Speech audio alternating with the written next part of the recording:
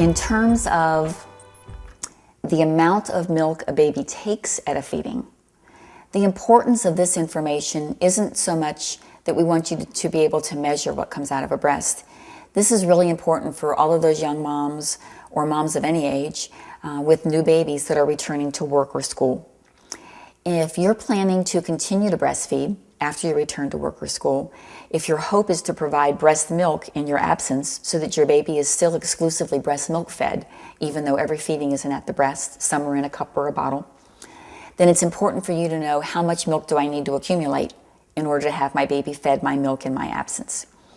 And a simple equation that is in many of the materials that you might read during your pregnancy is that babies need 2.5 ounces per pound per day in the early weeks.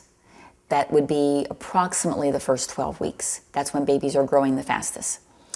So that's when they're going to be putting on the greatest amount of weight, so they're going to need the most calories and therefore the most milk.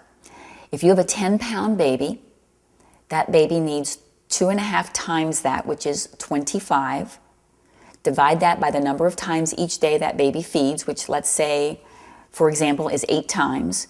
25 divided by 8 is going to give you a little over 3, which means the baby is taking at each feeding a little more than 3 ounces. So if you know you're going to be gone for 3 feedings during the school or work day, and someone else is going to feed your baby in your absence, and you want it to be your breast milk, then you need to express and collect and store for later use 3 4-ounce containers of breast milk.